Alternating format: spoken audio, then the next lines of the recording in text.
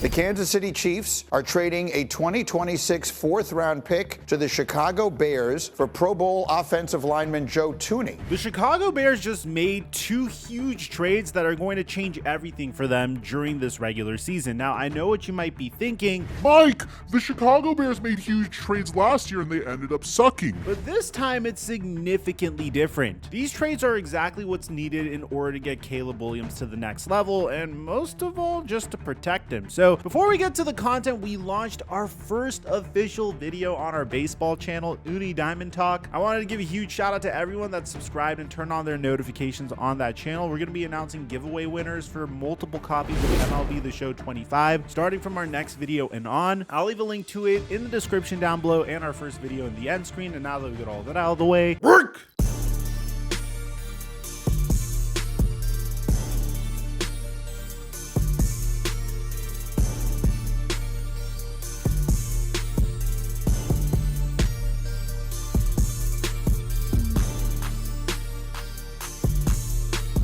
Today's video is sponsored by Prize Picks. We've been having a dominant run making easy money on our NBA props that I give away on my Instagram at @TheFlightMike and on my Patreon at Mikerophone. Make sure you use my promo code Mikerophone to get $50 when you make a play of $5 or more, or just click in the link in the description down below. And thank you, Prize Picks, for the sponsor. Mic check 1 2 1 2. What's going on, everybody? The Chicago Bears are always making waves in the offseason. Whether it was last year for deciding to move on from Justin Fields and select Caleb Williams, who was considered to be the next coming of Patrick Mahomes, or if it was signing DeAndre Swift or trading for Keenan Allen, there was a specific point where it just looked like the Chicago Bears couldn't miss when it came to making roster transactions. I mean, the year before that, they traded for Montez Sweat during the trade deadline, and the offseason before that, they pulled off the heist of the century, where they traded the #1 overall pick to the Carolina Panthers, and in return got the #9 pick, which turned into Darnell Wright, the #61 overall pick, which turned into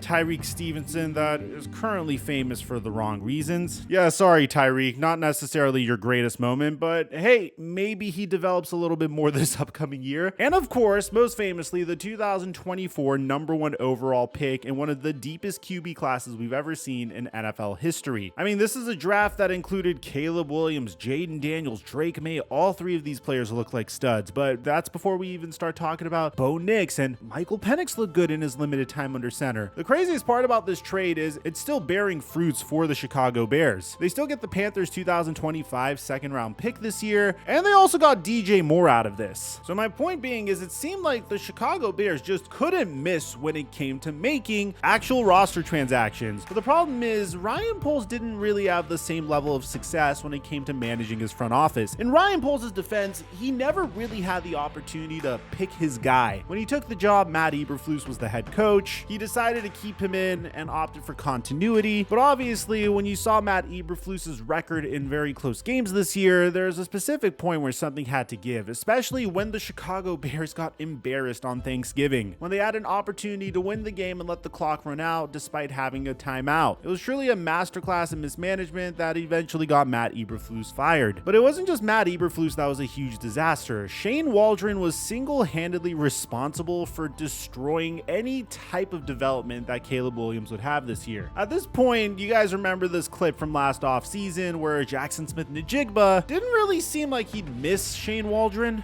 Bears fans are super interested about the offensive coordinator, Shane Waldron. What can you tell them about who they just hired, try to get this offense where it needs to go? This is live. Good luck to y'all. I mean, he's a great person, great offensive coordinator. I was very lucky to have him. I mean, if you take a look at Jackson Smith-Njigba's route tree with Shane Waldron and then compare it to without Shane Waldron, and then when you see what DJ Moore was doing with Luke Getsy as his offensive coordinator, which granted isn't the greatest offensive coordinator, and then Shane Waldron very shortly after that, it's very clear that Waldron's concepts are way too basic and very much shoots this team in the foot. And DJ Moore even hinted that Shane Waldron wasn't it. We wanted to make adjustments and we just wait till halftime to make it, and then we don't get the same look. So I can see what he mean by that right there. So the result of this was throughout the season, there were some pretty heated moments between the Chicago Bears and even their star rookie quarterback. There's this clip where DJ Moore shoulder checked Caleb Williams. There's also this clip where DJ Moore walked off of the field in the middle of a play. But of course, DJ Moore would tell us that was nothing.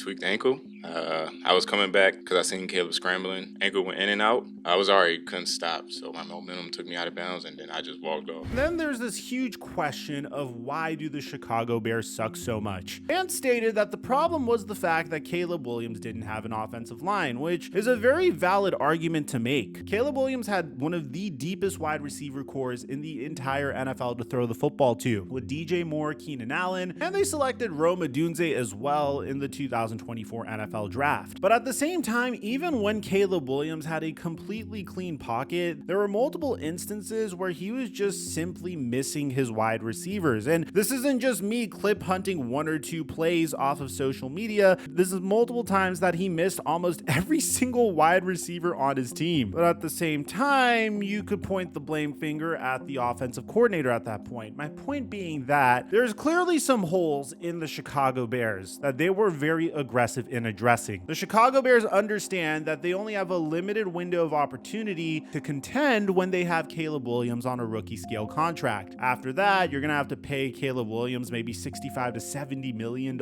annually. And in order to be able to afford Caleb Williams, you're going to have to thin out the rest of your roster. So what were the two big areas of need for the Chicago Bears? Well, the first one was obviously they needed a brand new head coach. Ideally, a head coach that can maximize Caleb Williams' unique skill set. And they were very aggressive in pursuing said head coach, bringing in one of their division rivals offensive coordinators in Ben Johnson, a very significant figure in the Detroit Lions offense, a man that revitalized Jared Goff's career and was notorious for his unique play design. The philosophy was simple. You take Ben Johnson and you give him Caleb Williams, Rome Odunze, DeAndre Swift, and DJ Moore. The jury's still out on whether or not Keenan Allen wants to return to Chicago. You'd be able to make him into a top 10 or maybe even a top 5 offense in the NFL. If there was a button that you could press, and if you press the button, the Bears would win 10 Super Bowls, but one random Bears fan would die. Can I not just give a body part instead? I've got the 3 kids. My wife is already telling me what I need to do next. Testicles. That right? testicles, yeah. Works. Done.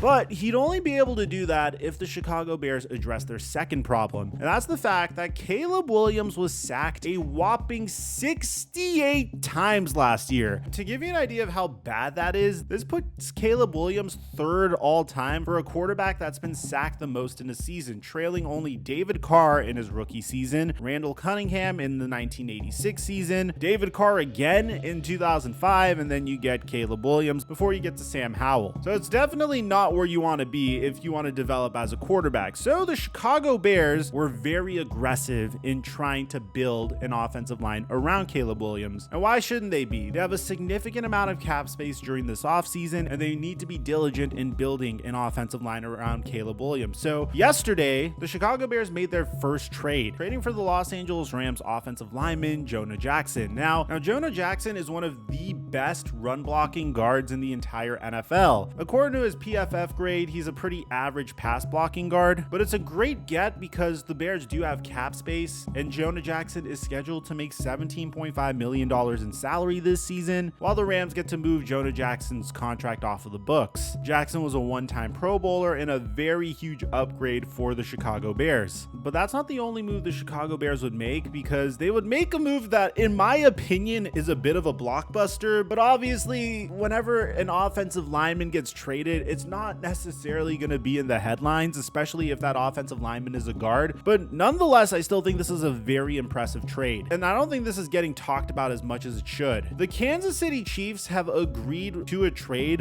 with the Chicago Bears, sending one of the best guards, if not the best guard in the entire NFL, to the Chicago Bears for a 4th round pick. So according to Adam Schefter, the Bears are trading a 2026 4th round pick to the Chiefs for Pro Bowl offensive line Joe Thuney. Joe Thuney has had one of the most impressive careers as an offensive guard in NFL history. I mean, this man has had the opportunity to play in some very meaningful games. I mean, it's just crazy. In the earlier part of his career, as a 3rd round pick in the 2016 NFL draft, and in his rookie season, he was blocking for Tom Brady as he made that 28-3 comeback versus the Atlanta Falcons. 2 years later, he was part of the worst Super Bowl ever when the New England Patriots Patriots defeated the Los Angeles Rams. From then on, after Patrick Mahomes was getting decimated by the Tampa Bay Buccaneers defensive line in Super Bowl 55, the Kansas City Chiefs opted to sign him to protect Patrick Mahomes to a huge 5-year, $80 million